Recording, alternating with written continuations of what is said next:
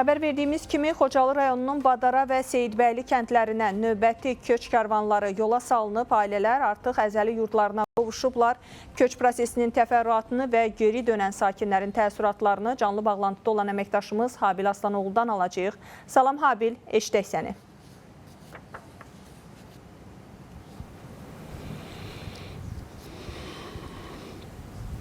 Salam Gülşən.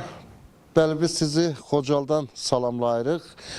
Bildiyimiz kimi ötən əsrin sonralarında müharibənin, tarixin ən acı günlərini yaşayan Xocalılar artıq yaralarına məlhəm tapır. Azərbaycan Respublikasının Prezidenti İlham Əliyevin tapşırığı ilə geri qayıdış, böyük qayıdış dövlət proqramı çərçivəsində artıq Xocalı rayon üzrə 3700 nəfər öz dədə-baba yurdunda, öz tarixi əzəli və əbədi torpaqlarında yaşayır.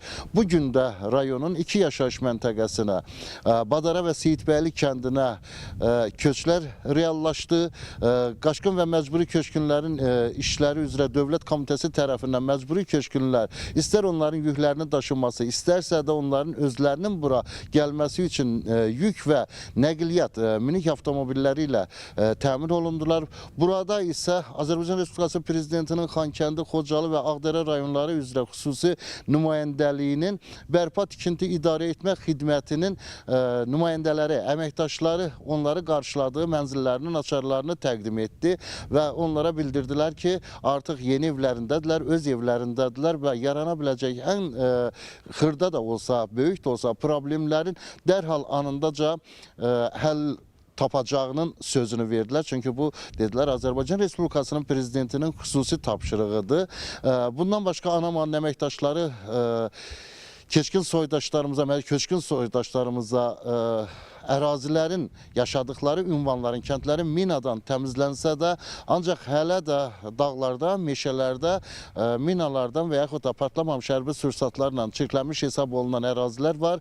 Onların da tanımadığı naməlum əşyalara toxunmamaları, daha diqqətli olmaları, gördükləri hər bir naməlum əşya haqqında dərhal aidiyyəti qurumlara məlumat vermələri barədə də maarifləndirildilər. Bəli, Badara kəndinə 15 ailə 66 nəfər, Seyidbəyli kəndinə isə 10 ailə 35 nəfər artıq öz dədə-baba yurduna qayıtdı. Bununla da Badara kəndində 285, Seyidbəyli kəndində isə 250 nəfər artıq öz dədə-baba yurdunda yaşayanların sayı dəqiqləşdi və bilindi.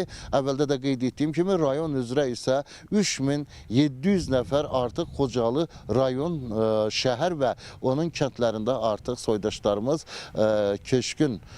keçmiş köçkün həyatına son verib öz dədə-baba yurdunda yaşayır.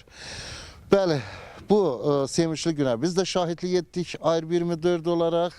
Təbii ki, onlarla həm söhbət olduq, müsahibələr aldıq. Onları da izləyicilərimizə çatdırmağa çalışacağıq. Gülşən, bizdən bu qədər, söz sizdə. Təşəkkürlər Habil, ətraflı məlumat üçün.